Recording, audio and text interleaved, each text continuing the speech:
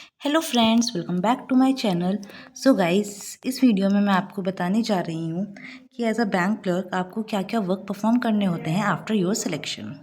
So guys, जो bank में जब सिलेक्शन होता है आपका एज अ क्लर्क, तो आपकी सबसे पहले 15 डेज़ की ट्रेनिंग होती है। वो ट्रेनिंग जो बैंक होते हैं वो अपने सेंटर पे कराते हैं। जैसे कि मेरा जो सिलेक्शन हुआ था सेंट्रल बैंक ऑफ इंडिया में, तो मेरी जो ट्रेनिंग हुई थी वो हुई थी लखनऊ में 15 डेज़ की। आफ्टर दैट ये हमको ओजेटी पर भेजते हैं। ओजेटी मतलब होता है आपका ऑन जॉब ट्रेनिंग। तो वहाँ पे क्या होता है, आपको रियल ब्रांचेस में अलॉटमेंट होता है एंड वहाँ पर आप रियल इन्वायरमेंट में वर्क करते हैं। आफ्टर दैट जो क्लर्क होता है उनका प्रोबेशन पीरियड होता है 6 मंथ का।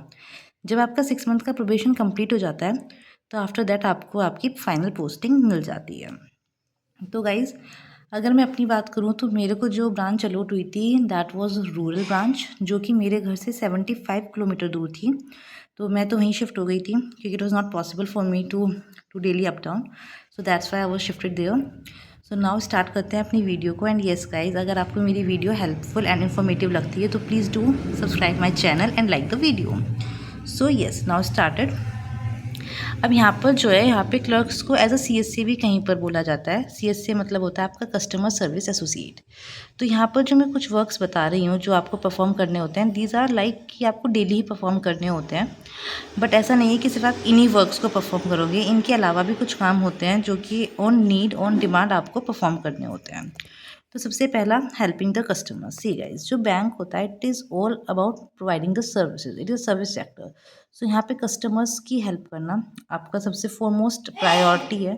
बिकॉज कस्टमर्स का जो भी क्वेरी है उनको आपको सॉल्व आउट करना है। जैसे कि उनके बैलेंसिंग क्वेरी है, एफडी के रेट्स पूछ रहे हैं, या फिर whatever they are asking to you, you have to help them.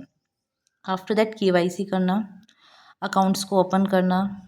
Accounts open करोगे तो उसके लिए केवाईसी मस्ट है, बिना केवाईसी के अकाउंट्स ओपन नहीं होते हैं। After that amendments in account. Amendments in account का मतलब होता है कि ठीक है, अकाउंट ओपन हो गया है। आफ्टर दैट अगर कोई भी चेंजेस अकाउंट्स में होने हैं, जैसे कि फॉर एग्जांपल एक कस्टमर ने अपना अकाउंट खुलवाया, उस टाइम पर उसने कोई नंबर अपने अकाउंट में दिया, बट आफ्टर दैट उसका नंबर चोरी हो गया है, फिर वो नंबर चेंज कराना चाहता है। तो आपके पास आया कि मेरे को अपने अकाउंट में नंबर चेंज कराना है, तो दैट इज़ अमेंडमेंट, मतलब चेंजेस कर रहे हो आप। तो इस तरीके के चेंजेस ये आपके डेली बेसिस पे आता है। किसी का एटीएम चोरी हो जाता है, वो अपना एटीएम कार्ड को ब्लॉक कराने के लिए आते हैं।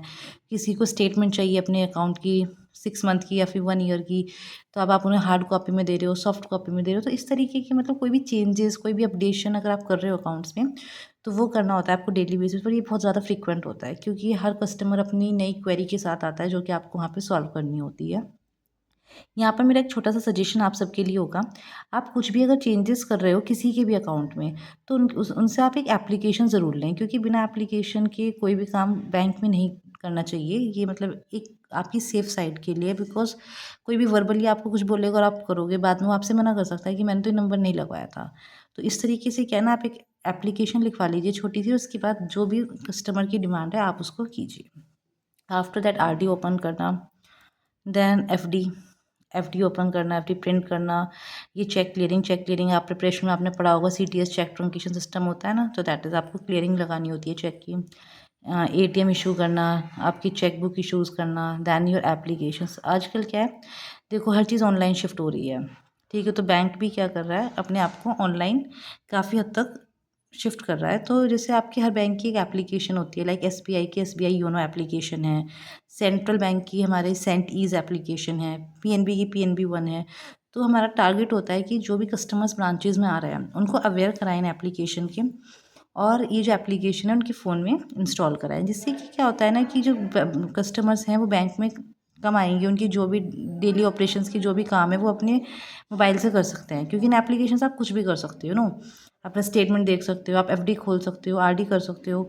तो ये एप्लीकेशन बहुत इंपॉर्टेंट है आजकल।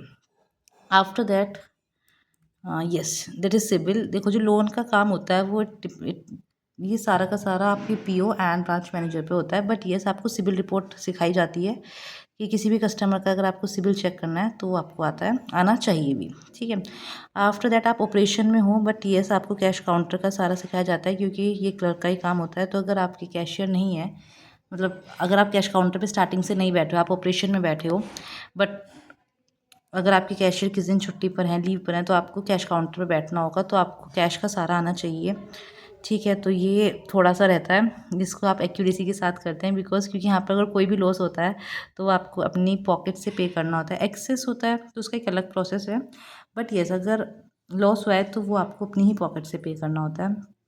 तो यहाँ पर आपको कैश काउंटर का सहारा आना चाहिए, रिसीट प्रिंटिंग, यहाँ पे आपकी पासबुक प्रिंटिंग एंड कैसे आप मनी को एक्सचेंज करते हो, ये सब चीज़ें कैश काउंटर का है। After that RTGS and NEFT, ये आजकल बहुत ज़्यादा फ्रीक्वेंट हो चुके हैं बैंक में, डेली ही आरटीजीएस नेफ्ट आप करते हैं, तो ये भी एक अच्छा काम है। After DBT, DBT is direct benefit transfer, जो भी direct benefit transfer, it means जो भी गवर्नमेंट की स्कीम्स है जिनका कस्टमर्स को, आम जनता को बेनिफिट मिल रहा है, तो उसके लिए आपको आधार सीडिंग करना होता है, आधार लिंकिंग करनी होती है, एनपीसीआई करनी होती है, तो ये सारा काम क्लर्क का होता है। आफ्टर दैट गवर्नमेंट की स्कीम्स को हमें कस्टमर्स को बताना होता है, लाइक अटल पेंशन योजना है, ठीक है, जीवन सुरक्षा योजना है, ठीक है, तो ये सब स्कीम्स हैं जो कि गवर्नमेंट की हैं, जो कि हम कस्टमर्स को अवेयर करते हैं जिससे कि वो इन सब स्कीम्स का बेनिफिट उठा पाएँ। एंड येस, इन स्कीम्स का टारगेट्स होता है हर बैंक में कि आपको इतनी स्कीम, ये एपीवाई करना है, इतने एसबीवाई करना है, जेबीवाई करना है, तो येस यहाँ पर ये चीज़ का टारगेट्स होता है बैंक में। आफ्टर दैट बैंक इंश्योरेंस, आजकल इंश्योरेंस ने टाइप कर रखा है बैंक से, तो ये चीज़ भी बैंक का ही वर्क हो गया है।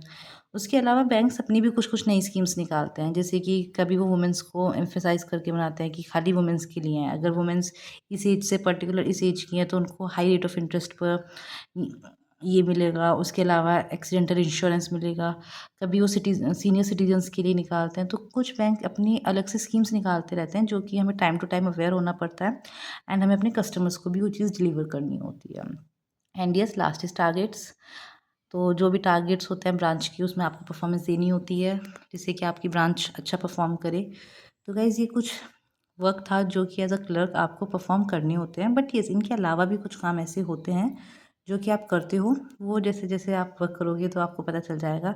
बट येस, दी ये जो काम है ये ऐसे हैं जो कि आपको ऑन अ डेली बेसिस आपको करने ही करने हैं। तो आई होप आपको समझ में आ गया होगा कि after selection as a bank clerk आपको क्या क्या वर्क प्रोफाइल करनी है, क्या क्या आपके काम होंगे, क्या क्या आपकी रोल्स एंड रिस्पॉन्सिबिलिटीज़ होंगी। तो गाइज़, इस वीडियो में बस इतना ही, मिलते हैं नेक्स्ट वीडियो में। एंड यस, अगर आपको मेरी वीडियो अच्छी लगी तो please subscribe the channel. Bye.